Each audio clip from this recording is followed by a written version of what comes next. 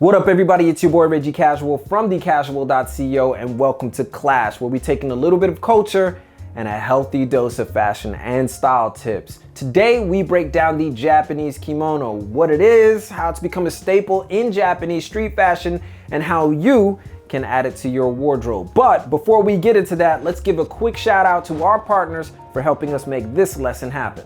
Buyee is the destination for buying apparel online in Japan. From ZOZOTOWN to Yahoo Auctions Japan, you'll find hundreds of options at your fingertips using the power of Buyee. Can't read Japanese? The Buyee home site hosts its partner sites completely in English, so you can shop with ease. Want to brave Japanese websites yourself? Add the Buyee extension to your browser for quick carting from some of the most popular shopping sites here in Japan.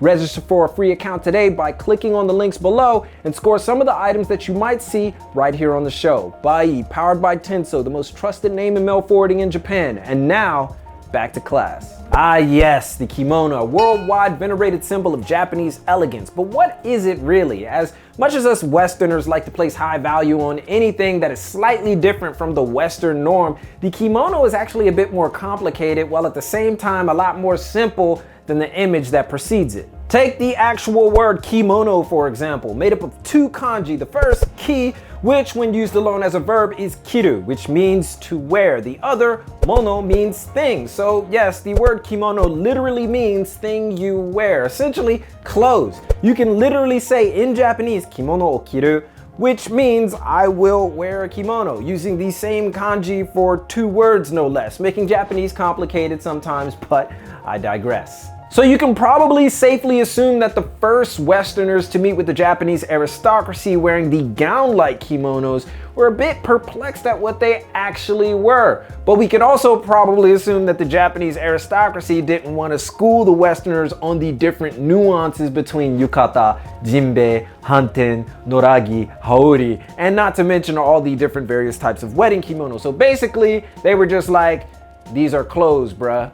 Which is probably why they settled on the universally now known kimono, which might also be Japan's most notorious troll of all time.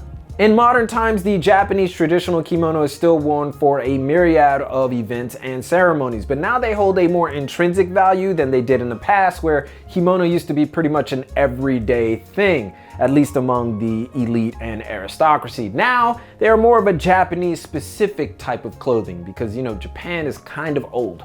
Today, however, the kimono has taken a slightly different turn as the advent of contemporary and modern fashion gave rise to new styles and textiles in Japan. The kimono has proved to be a versatile and useful piece of clothing, particularly in its Noragi variants. Now, the Noragi is distinguished as not being worn by the elite. In fact, it was worn by farmers and the peasantry of feudal Japan. In fact, even today, a lot of farmers still wear them in Japan, and typically they were patched together using different fabrics and textiles whenever they were ripped or torn, or when you just needed a new one. The Noragi of modern times, however, has taken this Japanese spirit and has embraced an even more contemporary take as a substitute for the Western cardigan. Used essentially the same way as the cardigan, the Noragi, however, adds a bit of Japanese traditional flair to enhance the look of any particular style, and thus provides the wearer with a new set of possibilities. So we went ahead and put together three. Let's go ahead and check them out.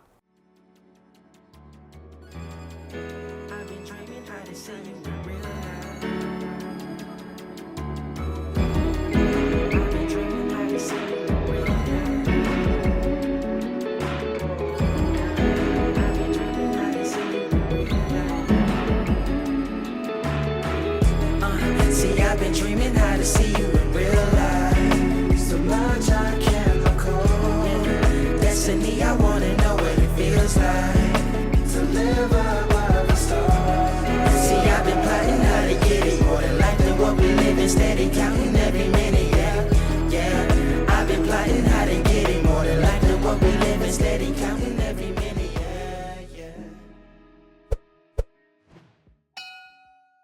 Our first Noragi comes from the brand Monkey Time, a sub-label under Japanese boutique United Arrows. This all-black variant is a lot different than what you would normally see from Noragi, as the shade black is usually associated with funerals and death. But in modern days, and with the advent of designers like Yohji Yamamoto and Rei Kawakubo, black has been the go-to for focusing on shape, silhouette, and drape.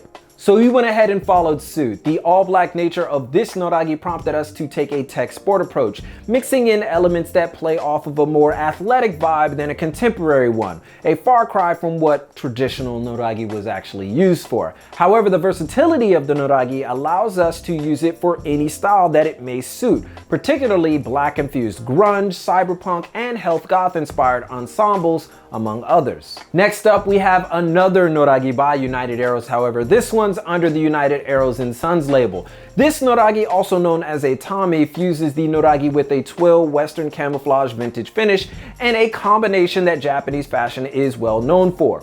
And because of that, we decided to oblige with something equally fused to take on the spirit of it all. By going with the military mixed look and tying the flannel around the waist instead of wearing it properly, we create the color dynamic that the theme is known for, while at the same time adding movement and voluminousness that Japanese fashion is well known for. Add in some dark denim, some leather accessories, and military style boots, and you have something that again is familiar to the eye, but distinctly different, giving it a more Japanese-esque take. Last up, we have another Noragi from United Arrows and Sons, but this time in denim Sashiko style. Sashiko is a type of traditional stitching that you find on the top of a textile, usually in a design or a pattern, which means that this Noragi is actually closer to the original Noragi of the past. The last ensemble uses the Noragi just like a spring denim jacket, playing off its light blue faded and damaged look. So as you can see, the Noragi presents us with new possibilities and can often be another option or a replacement for things that you may already have in your wardrobe. A versatile piece indeed, and ladies can also pull them off too, quite effectively. And not only that, they come in various lengths and textiles, giving you even more options than the ones that you've seen today. So the next time someone asks you where you got your kimono, you're now allowed to be a little bit more pretentious and say, it's Noragi. Unless of course it's Haori, Hanten, Jinbei, or Happi, in which case you just embarrass yourself for not knowing the distinction. Just know that typically the sleeves on Noragi are much closer to that of a cardigan in width than the wide ones that you see from the other variants. Now you're equipped with different possibilities with kimono, or even more specifically, Noragi. You can do any style that you want to, but whatever you do it with class. A big shout out to Buyee and United Arrows for hooking us up with the ones that you saw today, and let us know what you think about those. Give a thumbs up if you like this video, but most importantly, keep it locked right here for all of your info on international street fashion and culture from Tokyo. It's your boy, and keep it casual. Yoroshiku onegai shimasu, and I'll see you guys in a minute.